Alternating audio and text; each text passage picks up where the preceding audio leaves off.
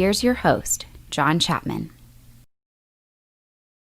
What is up, faithful? Congratulations, the 49ers have defeated the Cardinals, their divisional opponent, kind of on the road and at home at the same time, if that makes any sense. 2020 kind of provides the context there. But oh my gosh, I freaking love it. A 20-12, and dare I say it, dominating win. The 49ers defense came out and just did everything possible. One of their best games that we have seen in a long time.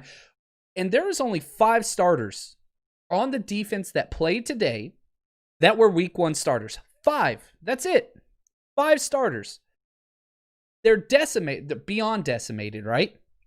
They've lost everything. Yet the will to win, this defense to come out and play the way that they did.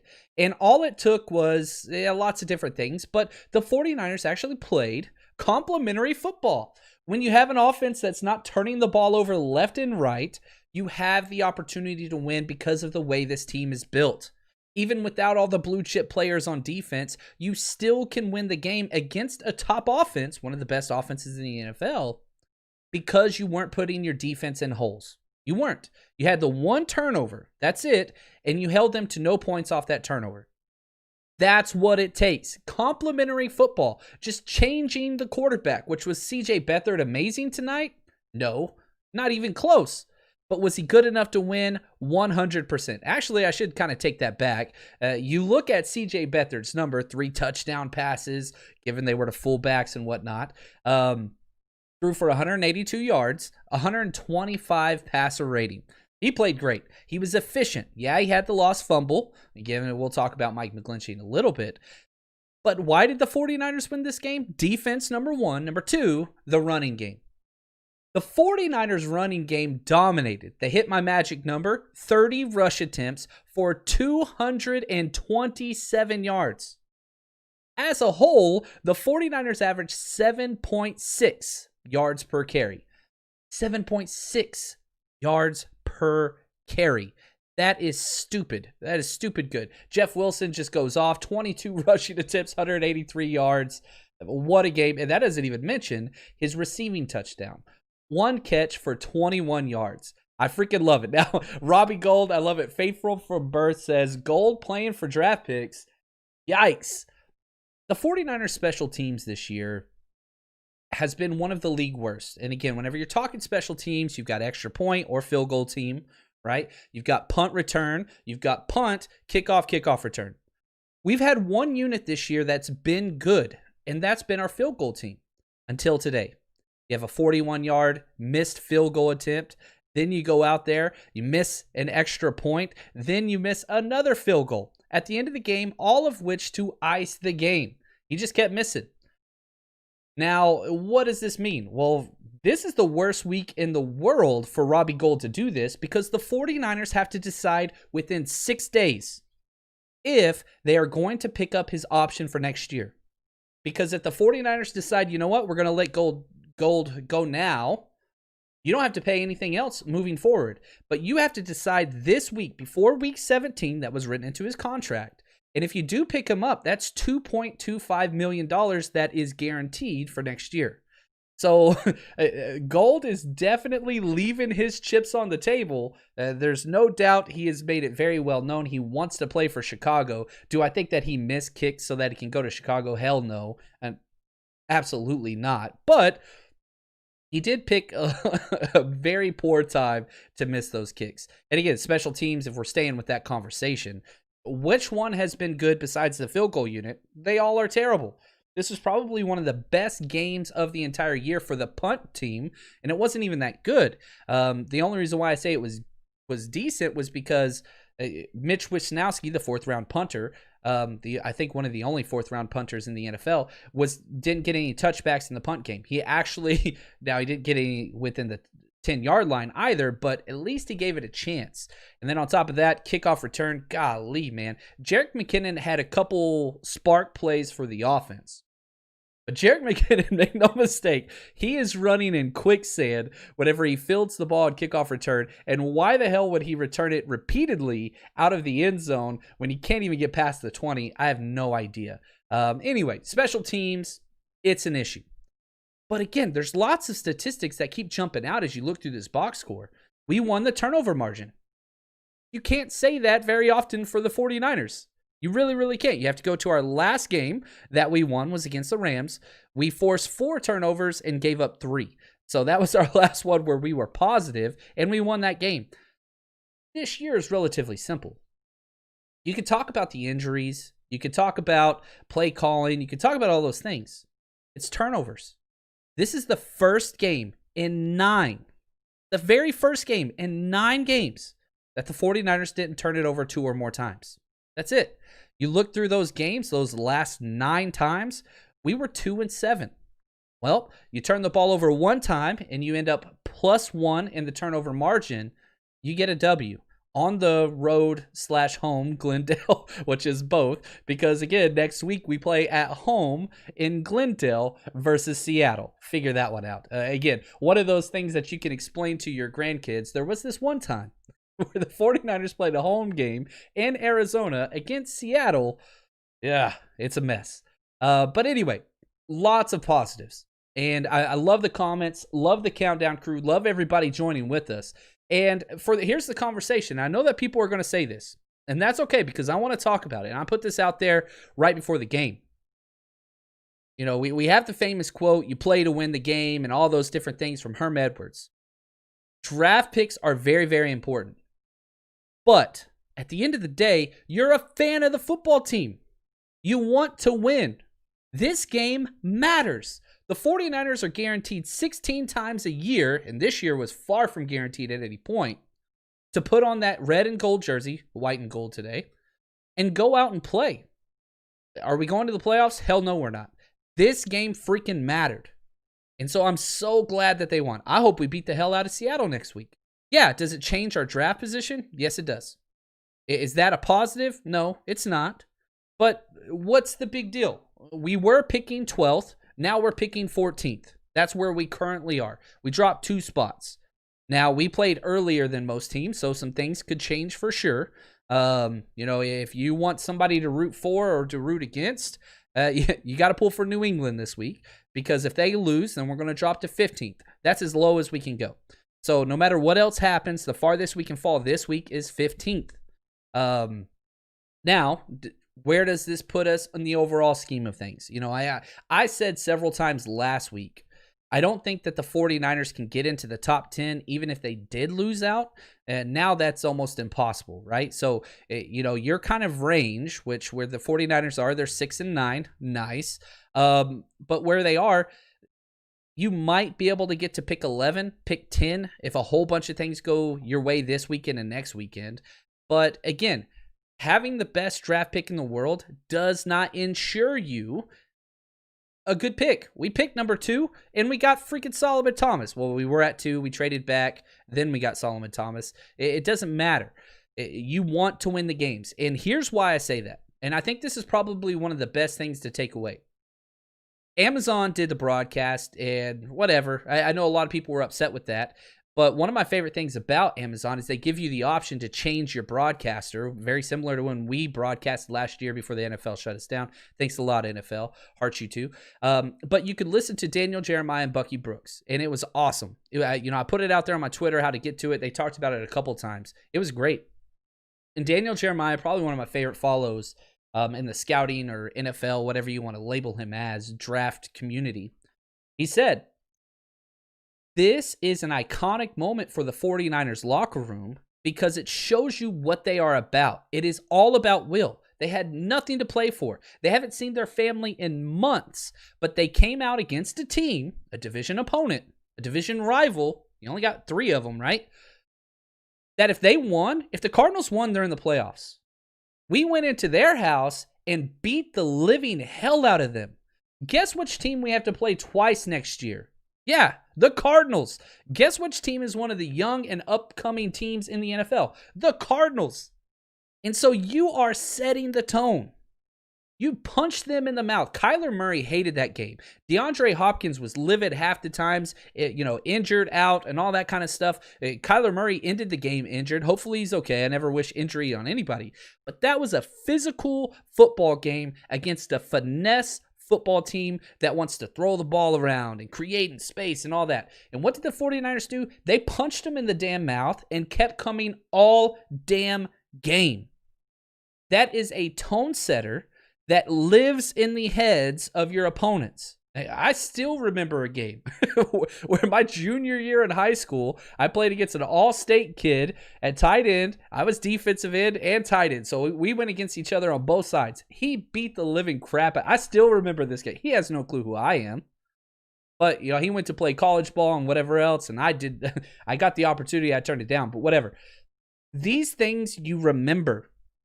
And the 49ers just beat the living hell out of a playoff team. They're probably still going to get in the playoffs, the Cardinals. But it matters because it's not like you just show up. Go back to week 1. We remember 2020. It sucks. We're already trying to look back at this season. It started with those damn Cardinals week 1 when we lost. 24-20. It was a close game. It was before we had all the injuries and whatever else, and we lost because we couldn't contain Kyler Murray. Now, you go to all these replacement players, and you're beating the tar out of Kyler Murray. Oh, man. I freaking love it. I love this win. Does it make salvage the season? Hell no. This season is trash, but it's huge. And again, Jason, I love this comment. Hate it for the draft position, but love the fight in this team and beating a division opponent with our JV team. The replacements, baby. We got Shane freaking Falco as our quarterback. Again, CJ Beathard. I'm just throwing the nod to the old movie. But yeah, it matters. It matters a lot. And so I freaking love it. And the Housen says, now we can't get Zach Wilson. Nice. We're never getting Zach Wilson. I can't stress this enough. Zach Wilson's going top 5, probably top 2.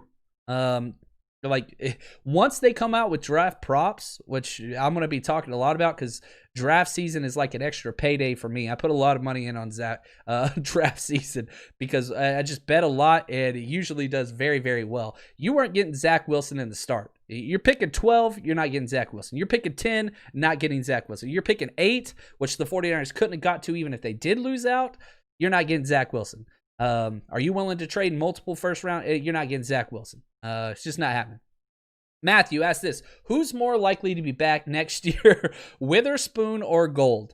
I'd probably say Gold. And again, we're going to find out this week if Robbie Gold is going to be the kicker. And let's say you don't want Gold. You're going to move on.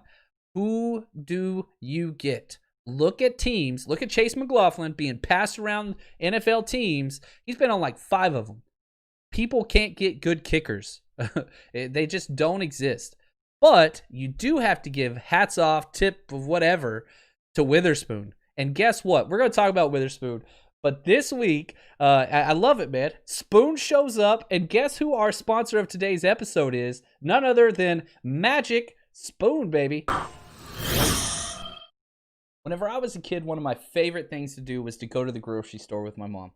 She would finally turn us loose, me and my brothers and sisters, on the cereal aisle, and we could all pick one for ourselves. It was incredible. It was like Christmas, but shopping. And as kids, you always went after the most sugar-laden, unhealthy cereal imaginable to mankind. But we all grow up. Cereal is still a major part of my life. I love cereal very, very much. But now there's a product that gives you that same incredible great taste that you grew up loving, but that's healthy. Listen to these numbers. And again, keep in mind that these numbers go with great taste. 0 grams of sugar, 11 grams of protein. You can't find another cereal that does that. Only 3 net grams of carbs. And they have 4 amazing flavors. This is magicspoon.com I'm talking about. I love this product. I love this company. They have cocoa, fruity, frosted, and blueberry. Tastes amazing. But above that, it's healthy for the whole family. My wife, my 12-year-old, my 17-year-old, myself, we've all tried this product, and they all love it. We all have different favorites. This is one of the ways that you increase healthy living to your family lifestyle without sacrificing flavor. Whenever you hear these words, which all these are true for Magic Spoon, keto-friendly, gluten-free, grain-free, soy-free, low-carb, GMO-free. You think, yeah, it's probably going to be pretty gross. Well, get this. This company, big reason why I agreed to allow them to sponsor our podcast. I don't work with any company. 100% happiness guarantee.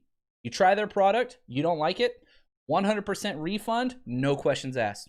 What do you have to lose? And if you use our promo code 49ERS, you get free shipping straight to your door. You don't even have to go to the grocery store. The cereal comes to you, baby.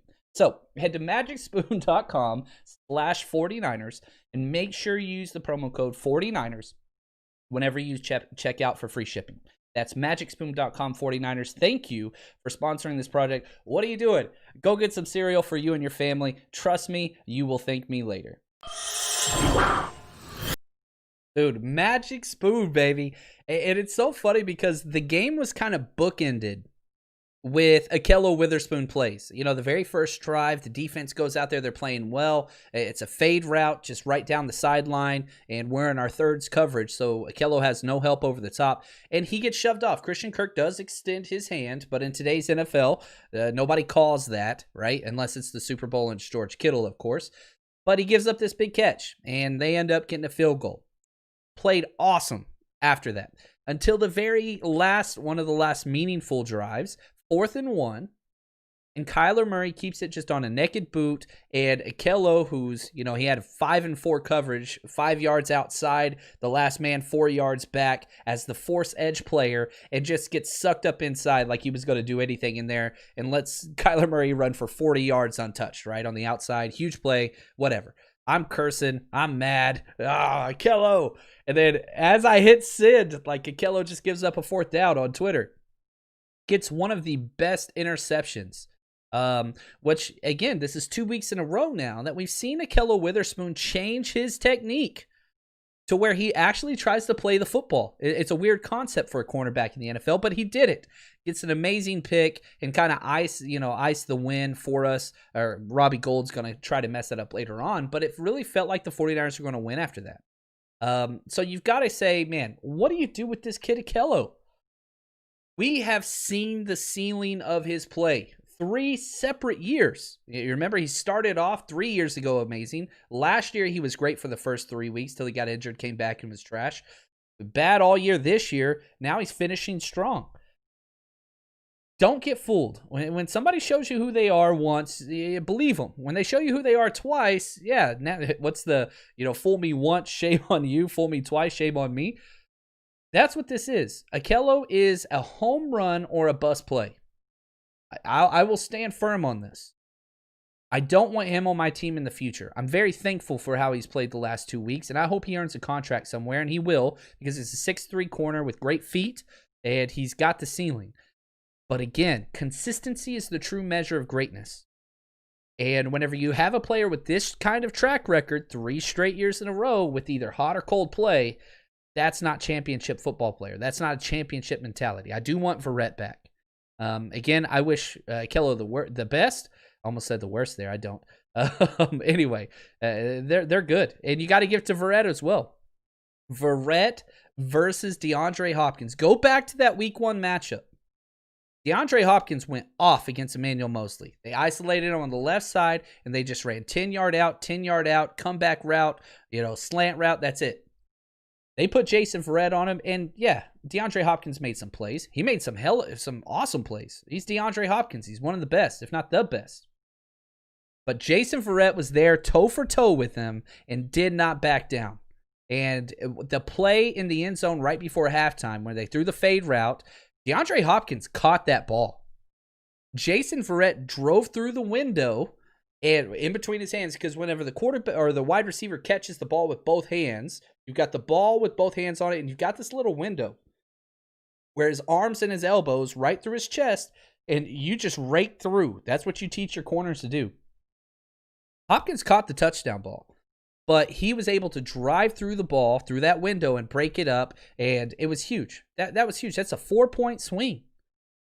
That's a 4-point swing just because he played. And then you look at later on down the game, fourth quarter, it's 4th and 1. He runs a slant route, gets the catch. Well, they saw something they liked. The very next drive, they do the same formation, try to do a slant route one-on-one, DeAndre Hopkins versus Verrett. And what do? Instead of blitzing Fred Warner, we drop him into the hook to curl zone. He gets the pass breakup. We get a turnover on the 30-yard line. Should have been game. Actually, I think we got a touchdown on that one. That was the Jeff Wilson where he got pushed out at the half-inch line. That should have been a touchdown. And then Kyle Juszczyk out in the flats. That was huge. Yeah, 49 Lakers. I don't know how you root for those two teams, but whatever. I'll allow it. I'm just joking. I'm a Mavericks fan. I'm from Dallas. I'm just giving you a hard time. I live in LA, so I like to troll Lakers fans, even though they're very good. Somebody's going to hire Robert Saleh. You are exactly correct. One of the top things that I wrote in my notes of positives today was Robert Saleh and this defense put a message for all 32 teams. 31. I guess they left a message for the 49ers too. I was pretty convinced Robert Saleh was going to get a head coaching job anyway. But whenever you show, because there's no other games on, so this was the equivalent of Monday Night Football for all intents and purposes, because again, every NFL team is watching this damn game. There's nothing else to watch. And everybody's tired of their families anyway, so you're going to watch football. I'm joking, kind of. But he was going to get a job anyway.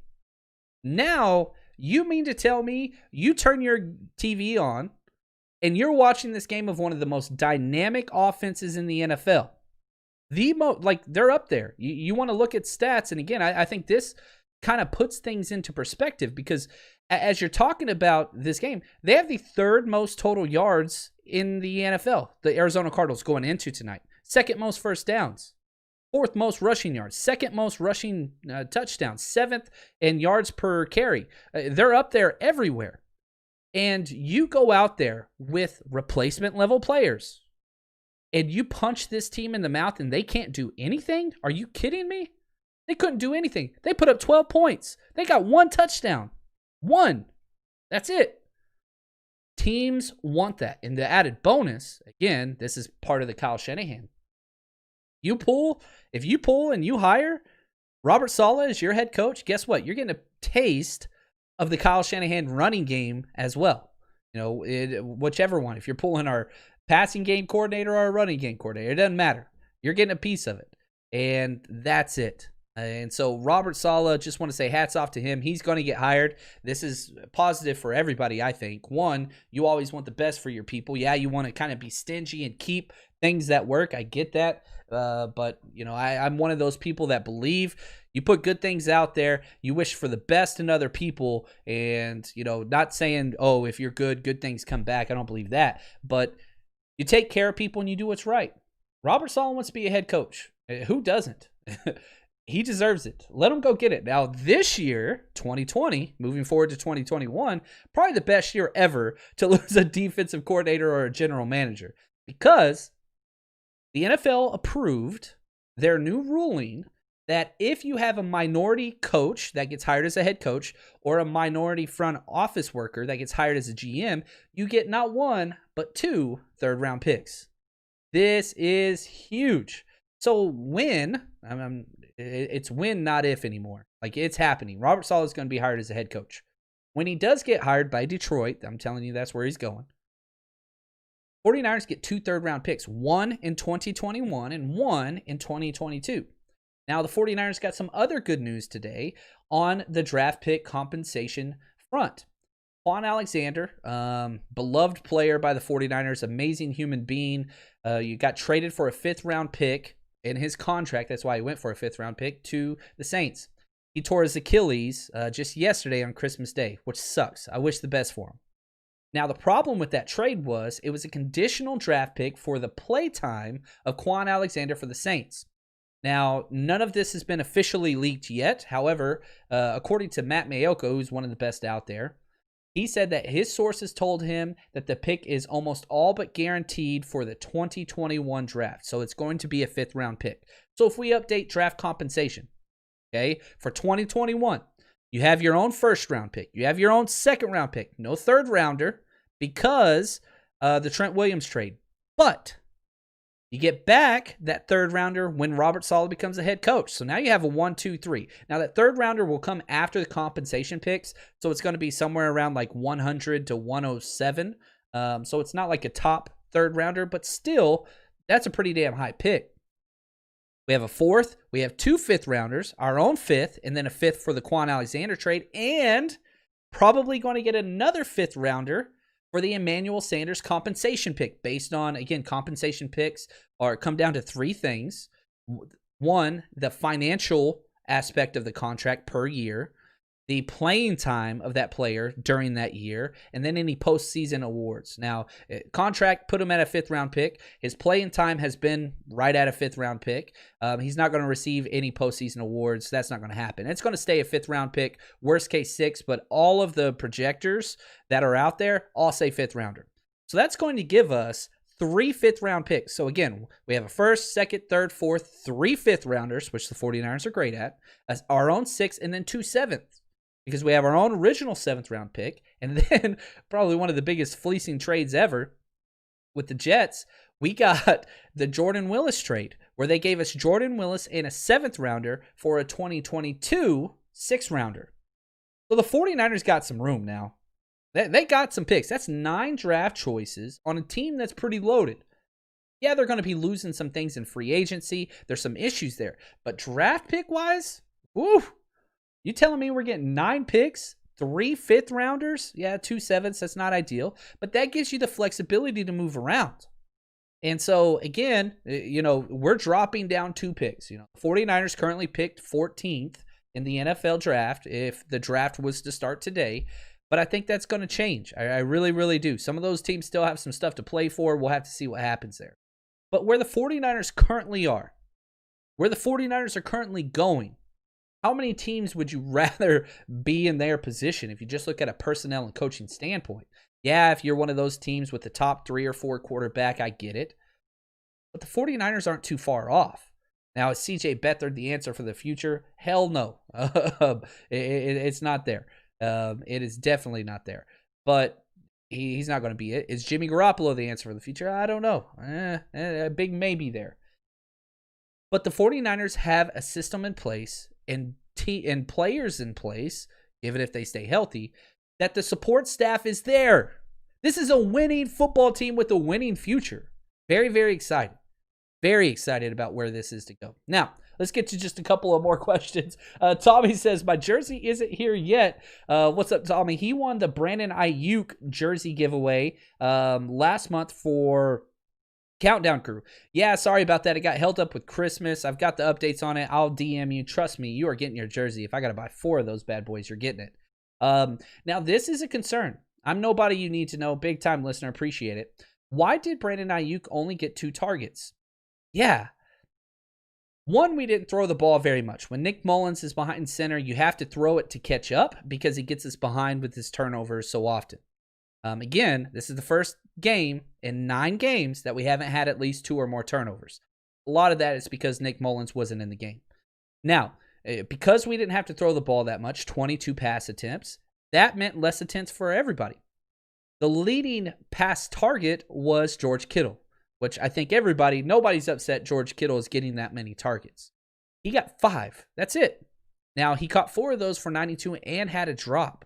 Drops were an issue in this game, as they have been for several weeks now. You look at this, there were 5 drops on the game.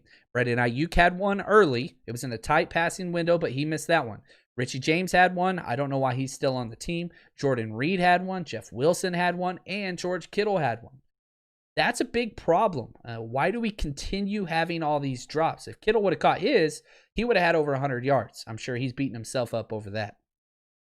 But Brandon Ayuk, and again, you have to understand, the Cardinals defense is designed to take one player away. Very similar to what Belichick used to do. They'll put Patrick Peterson on one guy and they'll roll a safety over. Now, they alternated back and forth between Brandon Ayuk and George Kittle. George Kittle was on a snap count. Curious to see how much he was out there, but I'd guess probably about 60% of offensive snaps because he'd be out there for 1 or 2 snaps. They'd get him off the field. How much of that was conditioning, whatever else, doesn't really matter. But the Cardinals can, and they did, effectively take away a player.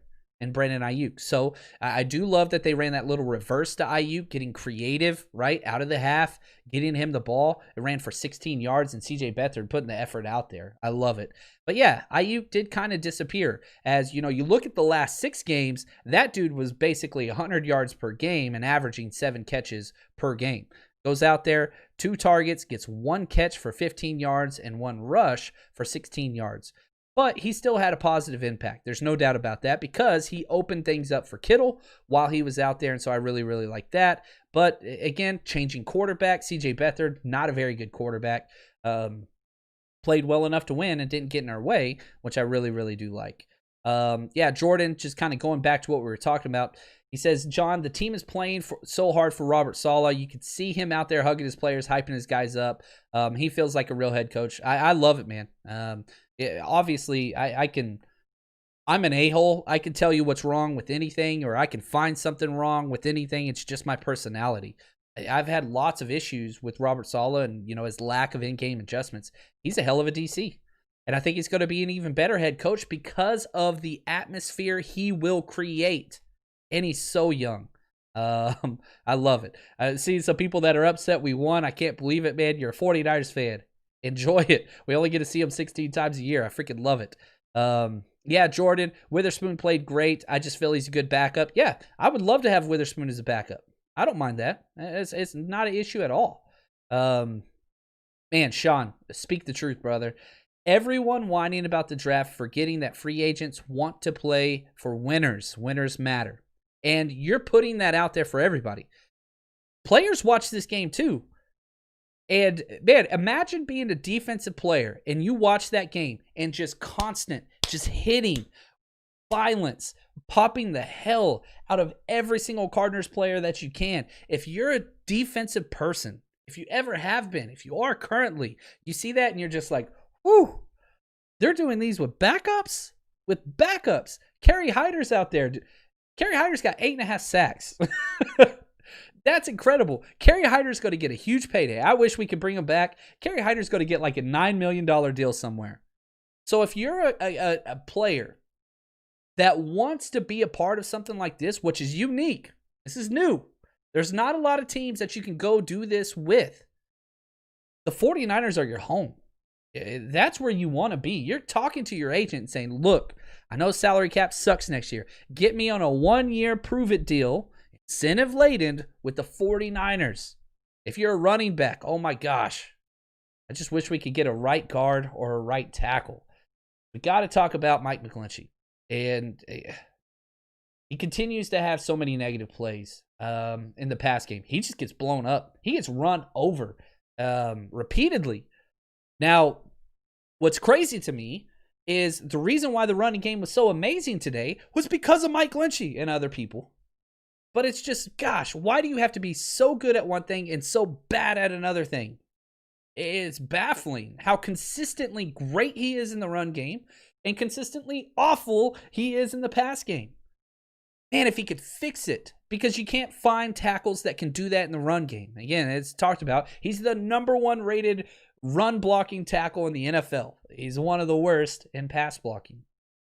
Maybe added weight could get him to take on those linebackers because it's the linebackers that are eating his lunch. Whenever he gets in that pass set and you've got a blitzing linebacker coming at him in his chest, he just gets run over. Again, he's 6'8", 300 plus pounds, but not plus enough pounds. he does not need to eat Magic Spoon cereal. He needs to eat the other kind and put some weight in his butt. But man, what do you do there? I don't know. I do know Kyle Shanahan's not moving on from him. I'm standing by that. You've got to figure something out. What I can say is Justin School, holy cow, number 6'7". What's up, baby? Now, early on, School and Colton McKivitz were swapping at the right guard spot. And Shanahan said, nope, keep School in there. School, I love it, man. That dude put on a game. I'm pretty excited for maybe he found his home. Because he's a hell of a run blocker too. And he's pretty good at pass sets, but he gets beat by speed. Well, you put him inside at the guard, you don't have to worry about speed too much. He was great today. The quarterback position, man, they were awesome. You know, you look at the sacks. There were 3 sacks against the quarterback. But again, 2 of those were on C.J. Beathard. Only 1 sack was due to an offensive lineman, and that was on the strip fumble where McGlinchey just got ran over. But 2 of those sacks were because C.J. Beathard. We know who C.J. Beathard is. If his first read's not there, he gets big-eyed, and he holds onto the ball, and he takes a sack. I'm okay with that. Go to Mullins, those same plays. He's going to force something. He's going to get a sack, fumble, interception, whatever. C.J. Beathard didn't throw an interception. When was the last time we could say that with a 49ers quarterback? The offensive line did amazing. Look at those rushing numbers. 30 rush attempts for 227 yards. It's one of the best running performances we've had. You could go all the way back to the NFC Championship game against the Packers where we ate their lunch. He freaking crushed it. Not only Jeff Wilson, but this line crushed it. It was pretty funny, though. As good as this offensive line was playing, when Tevin Coleman went into the game, the first 2 plays were negative again. It doesn't matter. Every single game, when he goes in, negative things happen. It's just what it is. He had 2 rush attempts for 3 yards. Yikes. And 1 catch for 0 yards. That dude's done. That dude's done. Betting wise this week, man, I hope you've been following me on Twitter and following our bets. We have hit the last 5. Our bets are as the game's going on.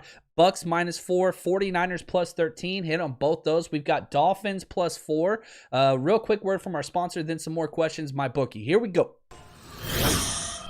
Every sports fan knows it's not about how you start the season. It's about how you finish.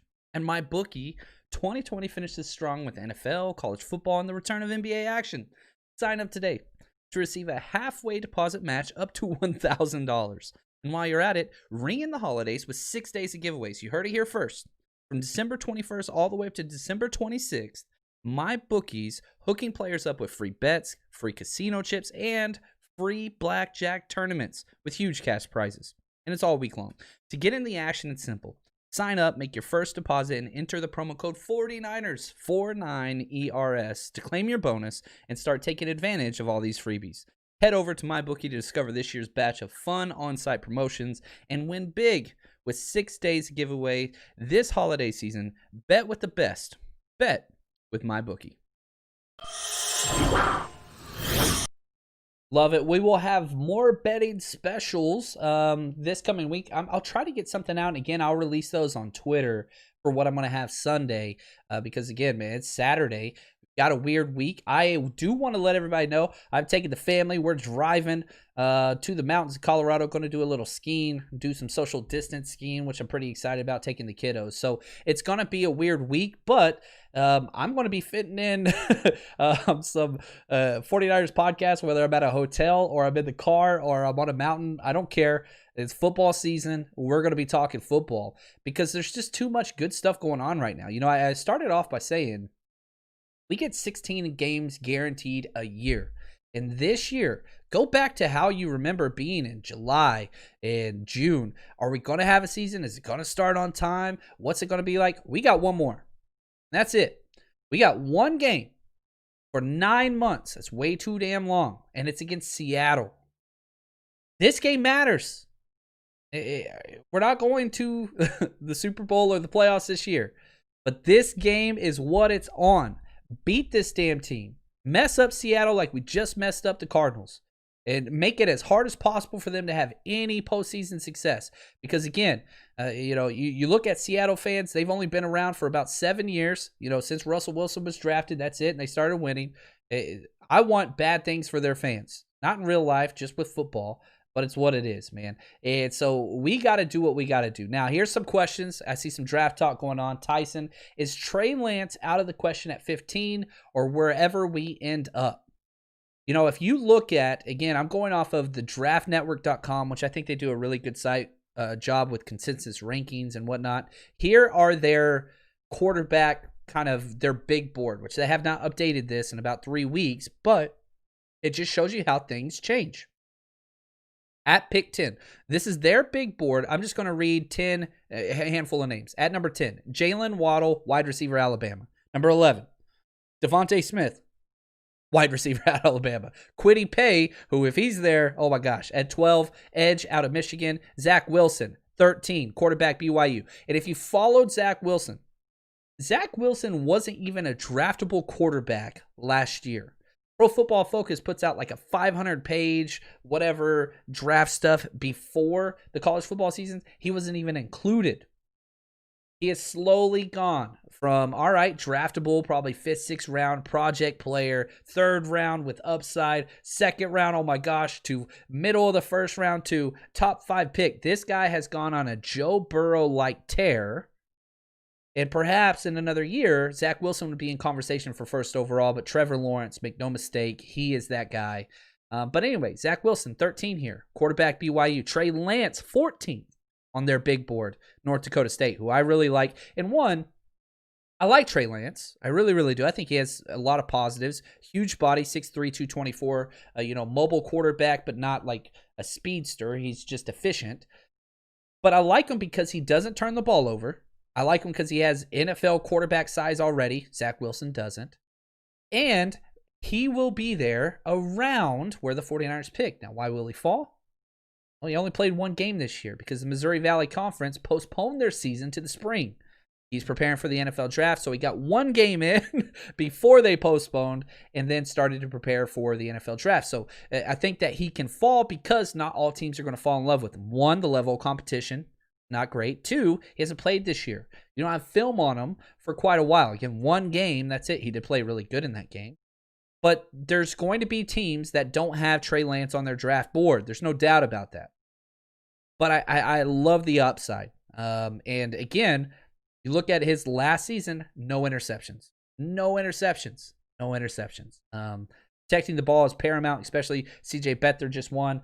That should let you know if you don't turn the ball over, you can win. Offensive tackle, Christian Darrisaw from Virginia Tech, 15. J.C. Horn, 16, cornerback out of South Carolina. I think that he is a very strong option for the 49ers. If they don't go cornerback is going to be a big deal. South Carolina, he's awesome. Travis Etienne, running back Clemson, no way. Linebackers, wide receivers, Joseph Asai's at 20 on their big board, edge from Texas. I really, really like him a lot. He would be that speed rusher. Now, rushers usually get pushed up. He's very versatile because he fits a 3-4 and a 4-3 scheme. I love Osai. If Osai got picked by the 49ers, I'm telling you right now, I'm buying that jersey that night. I'm a Longhorn, so it's what it is. Let's see here. Michael, I love it. Love the podcast. Let's go. What do you think of CJ? Solid number 2? I'd say solid number 3. I do like CJ, and I do like Nick Mullins. I don't mind either one of them being our number 3 quarterback. I don't want either one of them being our number 2 quarterback. And here's the difference, and here's the understanding. Your number 2 quarterback, you need to prepare for them to play 3 to 4 games a year and be able to get those wins. We haven't seen that from either one of them. CJ Beathard's 2-9. 2-9. Did you hear that? He's 2-9 as a starter. That's not great. Nick Mullins, you look at his numbers. Are they better? A little bit. He's 2-6. like neither one of these things are what you want. He's 5-11 as his career, 2-6 this year. So I don't like those numbers. You want them to be a number 3. I would rather have Josh Rosen as a number 2. Now, again, Josh Rosen doesn't know the system. He's been there for 3 days. Do I expect him to start next week? Nope. But maybe Josh Rosen as a number 2 next year. Still don't like it. Just because the upside's more with Josh Rosen than the other guys, CJ or Nick Mullins. But we'll have to see what happens there. But hey, CJ goes out and gets a win against Seattle next week. I'll take it. I'll take it and be very, very happy. I think we all will be. Obviously, the draft birds are going to be upset, but what world are you living in if you want to root against your own team from winning? I can't do it. I can't. I'm beating my kid in checkers. I don't care. Oh, you're going to build his confidence, make him feel good. Hell no. He's got to earn that damn thing. I'm beating his ass in checkers. That's all there is to it. King me. It's what it is, man. Runaway Turtle says, John, how does the Quan injury affect the 49ers pick they negotiated with the Saints? We talked about this at the top of the pod. According to Matt Mayoko, with NBC Sports, he says that it's already solidified that he met whatever it was. The terms and conditions have not been released, But the Quan Alexander 5th round pick has been met, so it will be a 2021 5th round pick this upcoming draft, which is great news. I love it, man. You guys are incredible. The 49ers win, and it's Saturday. We still got a whole nother day in this weekend. We get to sit back and watch football and enjoy knowing the 49ers got a dub against a division opponent. I love it, man. I love it. It's freaking awesome. That's our 3rd win this year versus our own division. If we get a win next week against Seattle, we finish with 4 wins. We'd be 4-2. I like that. 4-2 against the NFC West. Right now we're 3-2. We got our 3 wins. We swept the Rams, obviously. We halved it with the Cardinals, 1-1, and then we can half it next week against Seattle. Nobody would have more wins against us in our own division, which is awesome. Now the bad thing, I don't want to end with this, but bad thing is we went 1-3 against the NFC East. Yikes.